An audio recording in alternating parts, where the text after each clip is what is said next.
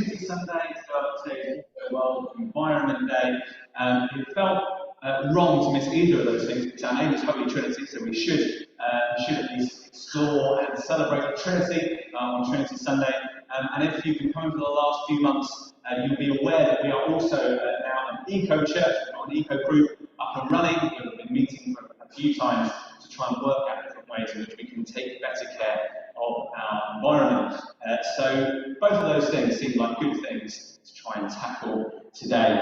And I thought, why not merge them? Because life isn't hard enough. Unfortunately, I couldn't palm this talk off on Gerald or Jim or even Dave, so I did end up doing it, which wasn't necessarily part of the plan, but it's fine, we'll get there.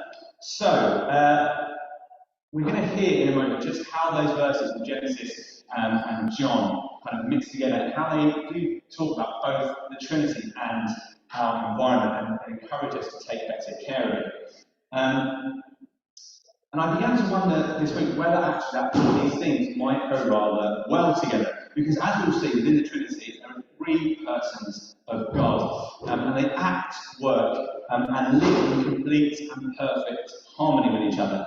And actually, this harmony that God lives with and demonstrates is something that we can learn from in how we interact with the environment around us as well.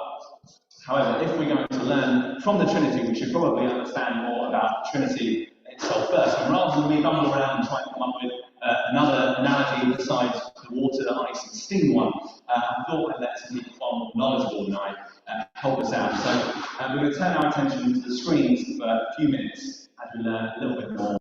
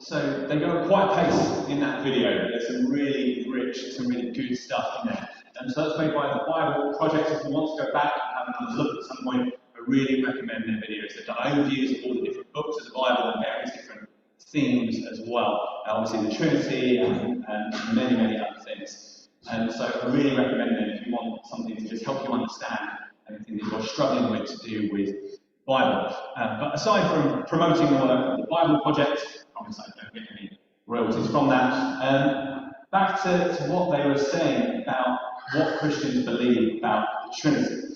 Basically, to summarise, God is beyond our understanding. So we can have the next slide, please, Martin. He's beyond our understanding.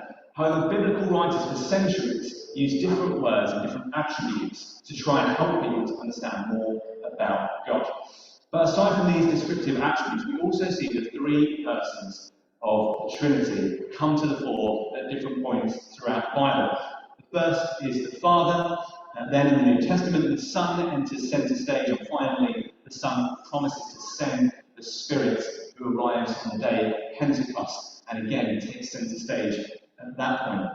Now, that's not to say that the Spirit hasn't been around already, or that the Son wasn't always around either.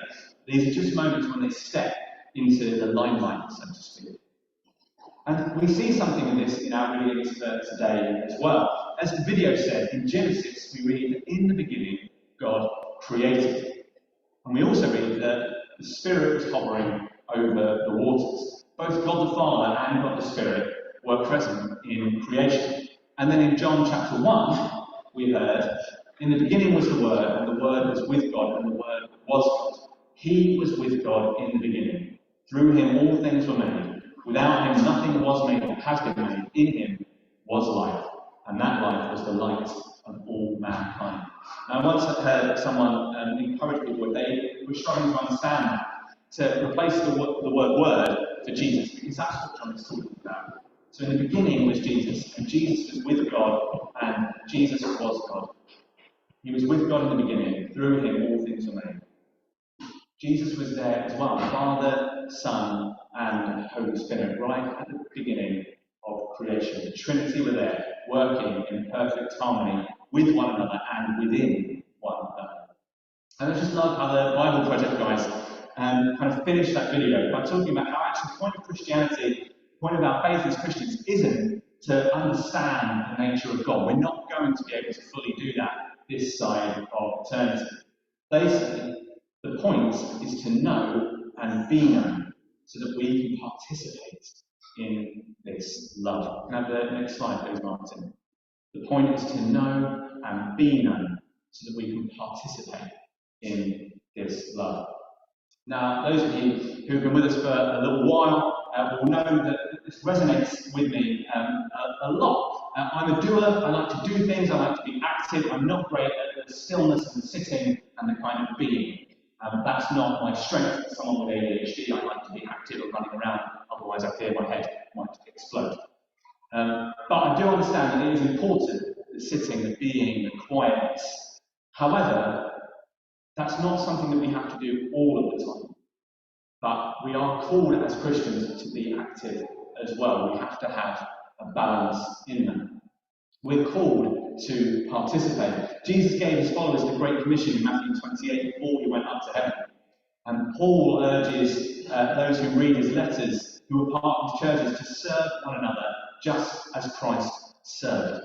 And we see in our reading from Genesis, you can have the next slide, Martin, that God puts mankind to work to rule over the fish in the sea and the birds in the sky and every living creature that moves on the ground, and over every seed-bearing plant on the face of the whole earth, and every tree that has fruit with seed in it. He asks us to rule over the creation that he has given us. Now, very often when I start talking about how we can act and participate in God's love and mission on earth, I start talking about serving other people and serving our community, telling people about Jesus, and all of that is absolutely vital and key as disciples of Jesus. But today I'm going to focus on something a little bit different, and that's the responsibility that we have to serve the world around us, to safeguard creation and look after the environment. We heard in that part of today's passage I just quoted, that God asked humanity to rule over the earth. And rather than following the example of God in how he rules the earth with eternal love and grace, helping each one of his children to live their lives to the full so that they can thrive and grow as they were always supposed to, it would seem that humanity decided that what rule over men was subjugate and overpower. And so rather than helping the earth to flourish and thrive, we decided to completely destroy more than 8 million animal and plant species, to wipe out 100 million hectares of tropical forest in just 20 years between 1980 and 2000. And we managed to warm the world to such an extent that the number of wildfires in the western US alone doubled between just 1984 and 2015. To put it mildly, we've not done a good job of ruling over creation, which God declared on the sixth day was good. So having identified that we've not done a good job, maybe it's time to think about the pattern that God sets in how we might look after creation. As I said at the very beginning of this talk, it seems that we can learn a lot from that harmony that God lives with, that perfect harmony of the three persons of the Trinity, and how we also might live in harmony with not only with one another, but with the world around us as well. So in John chapter 14, verse 27, Jesus says, "Peace I leave with you. My peace I give to you, not as the world gives, do I give to you." So Jesus here is talking to his disciples before he goes off to be crucified, urging them not to be afraid and telling them he will send them the Holy Spirit to be their advocate and their counselor. And he talks about a different kind of peace. And it's different to the sort that the world gives. At that time, the Roman Empire controlled most of the known world, certainly to Europeans and Mediterraneans at least. And when they conquered a new area, they took with them the Pax Romana, the peace of Rome, a peace which was enforced by subjugating and threatening the people that they conquered. But Jesus says, no, my peace is different. It doesn't overpower or conquer, it doesn't threaten. It comes alongside, it guides, and it helps people to flourish. And he is, of course, talking about his Holy Spirit, this perfect unity where peace and harmony brings fullness of life. So how can we have this same kind of peace with the world around us? How can we come alongside our environment rather than simply overpowering it? Maybe it's by trying to buy organically where we can, so that the land our food is grown on, or the land that our food is fed on, isn't over-farmed and overwhelmed. Maybe it's by building bug hotels, like the Brownies have done for us over the last couple of weeks. If you want to have a look at a prime example of bug hotel real estate, there's one just by the side door church. It's called Buckingham Palace. It's named by yours truly, which is why it's so hilarious. And it's great, and it encourages bugs and little creepy crawlies that help the ecosystem to flourish and have a place to live where they're not going to be stomped on or killed or sprayed with bad things. So there are all lots of little things that we can do, and I'm sure many of you will know about them. If you want more ideas, take a look at the weekly message. We put a weekly idea in there for how we can better take care of our environment. And sticking with this theme of harmony with the land, if we look at Ezekiel chapter 34, verses 18 and 19, we read, "Is it enough for you to feed on the good pasture? Must you also trample the rest of your pasture with your feet? Is it not enough for you to drink clear water? Must you also muddy the rest with your feet? Must my flock feed on what you have trampled and drink what you have muddied with your feet?" Ezekiel here is talking about the rich and the powerful. Can I have the next slide, please, Martin? The rich and the powerful who have more than enough, they take what they need, and then perhaps thoughtlessly or perhaps even on purpose, they destroy the rest. They eat the good pasture, and then they destroy what they've walked over together. They drink the clean water, and they muddy and make dirty the rest. Well, it may be difficult to hear, but as people who live in a more economically developed country, when it comes to the climate crisis, we are the rich and the powerful. And we contribute to companies and countries taking more than they need, destroying the environment for the sake of ease and comfort. Again, though, there are simple fixes. Going completely plastic free might seem impossible, but making sure that when you do use plastic, it's recycled and recycled well, so that habitats and oceans aren't filled up with rubbish, is one way we can help. Maybe it's by looking into ethical companies which give back to or invest in less economically developed countries. The place where Emma and I get our toilet paper from gives half of its profits to countries and building toilets where that isn't something that happens regularly, so they can have cleaner facilities. I can't tell you the name of the company from the front because it's a bit rude, because they're Australian and they don't have the same sensitivities that we Brits do. But there are companies out there that look after other countries. There are so many things that we can practically do. But we must never forget that the most important thing and the most valuable thing that we can do is to bring these things, these struggles and these worries to God. If I can have the final slide, please, Martin. These struggles and these worries, we bring them to God. Our God, who is 3 in 1 and 1 in 3, who not only shows us how to live in harmony with one another, but also with the world around us, and who also created the whole world and everything in it. So if you feel completely hopeless with all that's going on in the world, with the climate crisis and everything else, then I urge you to pray. Pray to God who created the world, and who in time will renew it as well. That he would help us and equip us to look after the world that he gave us and asked us to care for. Because the really great thing about God is that helping the helpless is kind of his speciality. I think at times we all feel quite helpless. So do the things that you can. But remember, pray to our majestic, ununderstandable God. Amen. Now I'm going to invite the team to come back up and lead us in some worship. As they do,